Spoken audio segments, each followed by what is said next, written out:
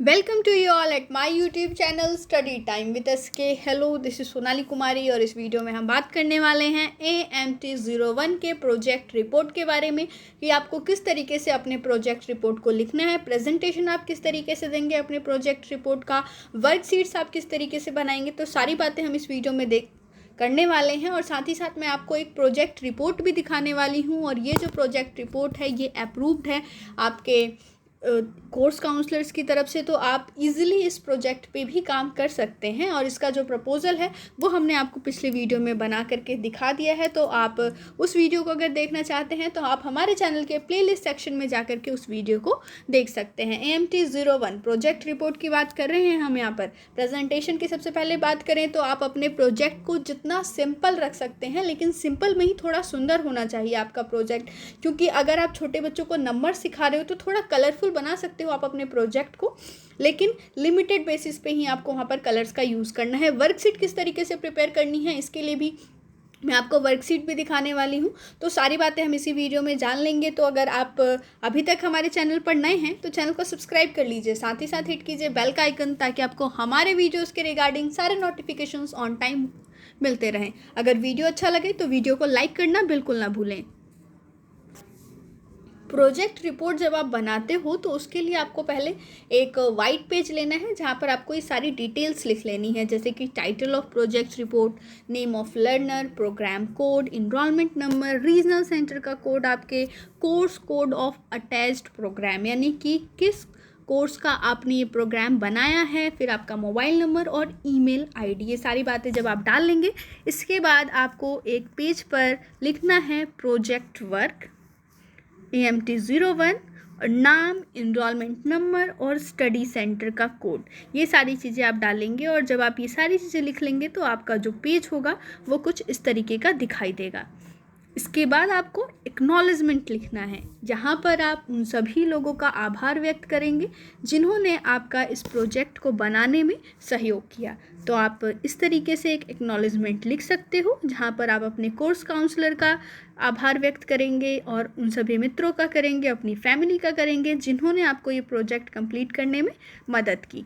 इसके बाद आपको अपेंडिक्स में फॉर्म्स मिले हुए हैं A, B और C।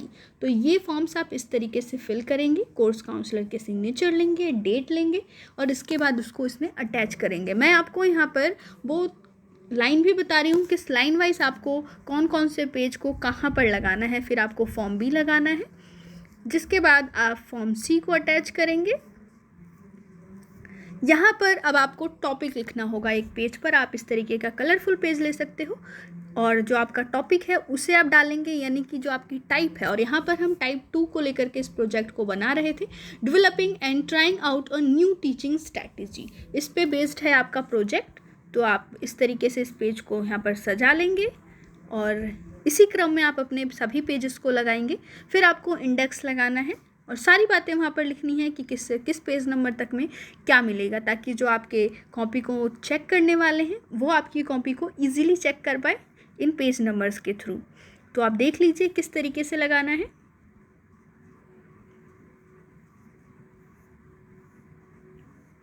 अब प्रोजेक्ट प्रपोजल भी आपको लगाना है, तो ये प्रोजेक्ट प्रपोजल है और प्रोजेक्ट प्रपोजल हमने आपको पिछले वीडियो में दिखा दिया था। पूरे प्रोजेक्ट प्रपोजल को लगाने के बाद आप प्रोजेक्ट रिपोर्ट लिखना स्टार्ट करेंगे। आप इस वीडियो को बीच में पॉज करके और इजीली पढ़ भी सकते हैं सारी चीज़ों को। फिर आपको एक पेज पर प्रोजेक्ट रिपोर्ट लिखना है।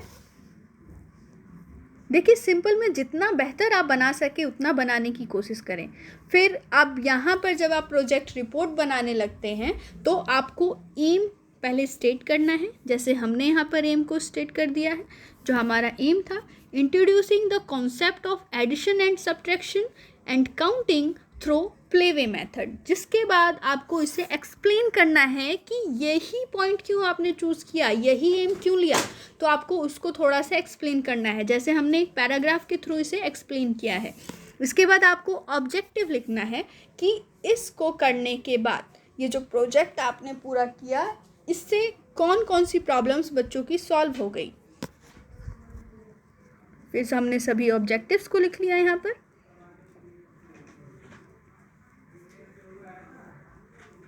अब डिटेल्स ऑफ चिल्ड्रन डालना है और आप देख लीजिए कि हमने किस तरीके से यहाँ पर डिटेल लिखी है, और इसी तरीके से आप भी डिटेल देने की कोशिश करें ताकि ऐसा दिखे कि हाँ आपने जो प्रोजेक्ट जिन स्टूडेंट्स के साथ किया, जिन लर्नर्स के साथ किया, वो किस एज के थे, किस बैकग्राउंड के थे। इस पर भी डिपेंड करता है किसी की भी लर्निंग। तो यहाँ पर आप डिटेल्स देख रहे हैं, ये ग्रुप 1 की डिटेल है। जैसा आपको पता है पिछले वीडियो में ही हमने आपको एक्सप्लेन कर दिया था कि हम 2 ग्रुप्स के साथ काम करेंगे इस रिपोर्ट में। तो हमने यहाँ पर 2 ग्रुप्स आपके लिए बनाए हैं। नेम, एज, प्रोफेशन या फिर ऑक्यूपेशन जो है पेरेंट्स का, वो आप अपने अकॉर्डिंग लिख सकते हैं, जो भी आपके लर्नर्स की है। इसके बाद आप थोड़ी सी रिटन डिटेल देंगे पैराग्राफ के फॉर्म में। पहले आपने टैबुलर फॉर्म में दिया, अब आप पैराग्राफ के फॉर्म में देंगे। इसके बाद आप लिखेंगे कि किस ग्रुप के स्टूडेंट को क्या प्रॉब्लम थी। जैसे ग्रुप 1 का कोई कोमल कुमारी है, उन्हें इस तरीके की प्रॉब्लम्स को वो फेस कर रही थी, तो ये सारी बातें आप इसके अंदर डालेंगे। इसी तरीके से आप ग्रुप 2 के स्टूडेंट्स के बारे में लिखेंगे, क्योंकि जब भी आप ग्रुप बनाएंगे प्रोजेक्ट को करने के लिए तो आप उन स्टूडेंट से इंटरेक्ट करेंगे, लर्नर से इंटरेक्ट करेंगे, उनकी फैमिली से इंटरेक्ट करेंगे, और इसके बाद जो भी चीज़ें आपको पता लगेंगी आप उसे एक रफली नोट डाउन करते रहेंगे ताकि आप उन्हें अपने प्रोजेक्ट रिपोर्ट में इंक्लूड कर सकें। अब ये वो प्रॉब्लम्स हैं जो सभी लर्नर्स फेस कर रहे हैं, और आपने यहाँ पर उनको टेबल वाइज लिख दिया। जैसे शिवानी, कोमल, सादिया ये प्रॉब्लम्स को फेस कर रही थी, आपने उसका क्या सॉल्यूशन निकाला है आप वो भी लिखेंगे। कृतिका, खुशबू, शोभित, अदिति, उनकी ये प्रॉब्लम, फिर आपने उसका क्या सॉल्यूशन दिया। अनुराग, आदर्श, इनकी प्रॉब्लम्स, फिर इनका सॉल्यूशन। ग्रुप 2 के स्टूडेंट्स के लिए भी आप इसी तरीके से बनाएंगे, उन लर्नर्स के लिए भी। एडल्ट्स की डिटेल देंगे, जिन एडल्ट्स के साथ आपने काम किया, कुछ आपके टीचर्स हो सकते हैं, कुछ फ्रेंड्स हो सकते हैं, किसी स्कूल के प्रिंसिपल हो सकते हैं, तो आप उन सभी लोगों का यहाँ पर डिटेल देंगे एक पेज में, सेपरेट पेज में। इसके बाद हम मेथड्स पे आएंगे, मेथड्स एंड ट्रिक्स।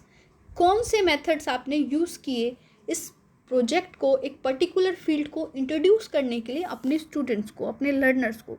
जैसे काउंटिंग को इंट्रोड्यूस करने के लिए आपने क्या किया, तो यहाँ पर देखिए हमने इस तरीके से आपको दिखाने की कोशिश की है।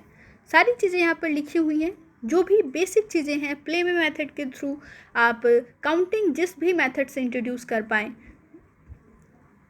वो हमने यहाँ पर करने की कोशिश की है।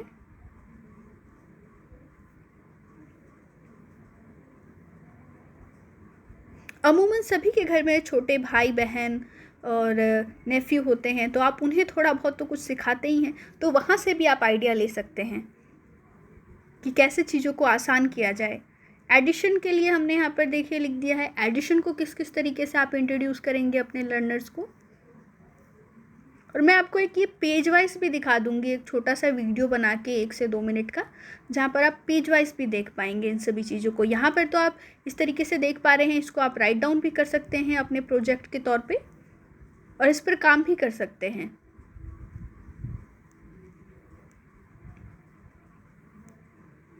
ये सब्ट्रैक्ट के मेथड यहाँ पर, जैसे कि बीट्स इन अ थ्रेड, ये एक बहुत ही सिंपल मेथड होता है सब्ट्रैक्शन को समझाने का।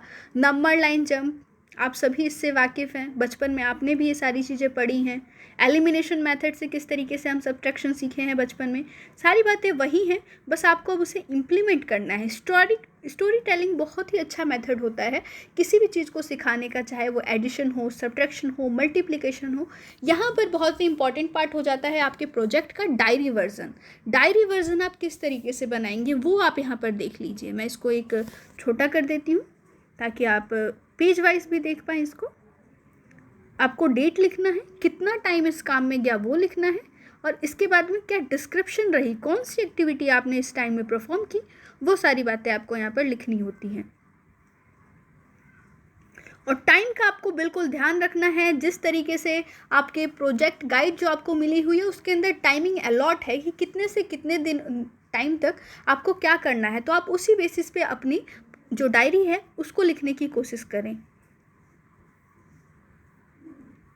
आपकी डायरी जेन्युइन होनी चाहिए और जब भी हम कोई भी प्रोजेक्ट पे काम करते हैं तो एक छोटी सी डायरी तो मेंटेन करते ही हैं, तो आप अपने हिसाब से उस डायरी को थोड़ा बहुत इधर उधर मैनिपुलेट भी करके लिख सकते हो, ताकि जो आपका प्रोजेक्ट है वो काफ़ी ब्यूटीफुली प्रेजेंट हो।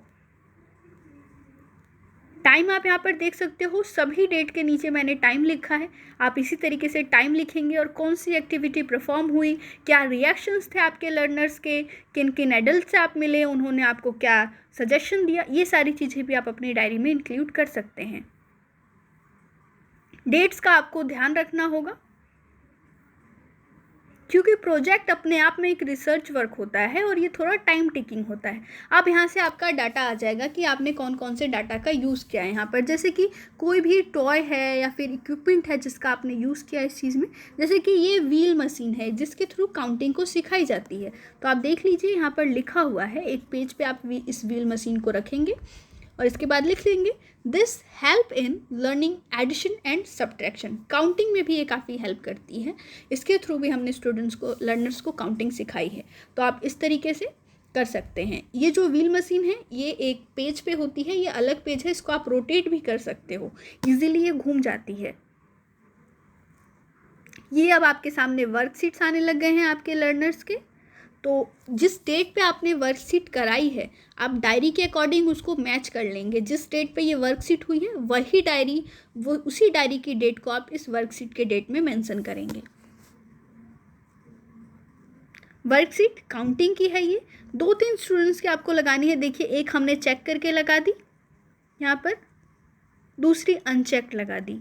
तो आपको इसी तरीके से करना है, एक अनचेक्ड लगा दीजिए, एक चेक की हुई लगा दीजिए। ये काउंटिंग की दूसरी वर्कशीट है, वो दोनों जो थी वो पहली वर्कशीट के 2 स्टूडेंट्स की थी, ये हमने यहाँ पर चेक कर दी। कुछ चेक लगानी है, कुछ अनचेक्ड लगानी है। ये काउंटिंग की 3rd वर्कशीट है, जो फाइनल वर्कशीट है आपकी। तो इस तरीके से आप बनाएंगे। ये उसका रिवर्स पेज है, पीछे का पेज।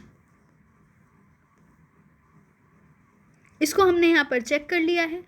ये भी काउंटिंग की 3rd वर्कशीट है। आप नंबर ऑफ वर्कशीट वहाँ पर रखिए ताकि जो आपका प्रोजेक्ट है वो एक एक्सपेंड लगे, एक्सप्लेन्ड लगे अपने आप में। अब एडिशन की वर्कशीट्स आपके सामने हैं, आप यहाँ से आइडिया ले सकते हैं और काफ़ी अच्छा प्रिपेयर कर सकते हैं। ये एडिशन की 2nd वर्कशीट है, कुछ चेक्ड कुछ अनचेक्ड, इस तरीके से आप लगा सकते हैं। सब्ट्रैक्शन की वर्कशीट आ गई अब आपके सामने। यहाँ पर देखिए, हमने इस वर्कशीट को चेक कर लिया है, इस तरीके से आप भी लगाइए।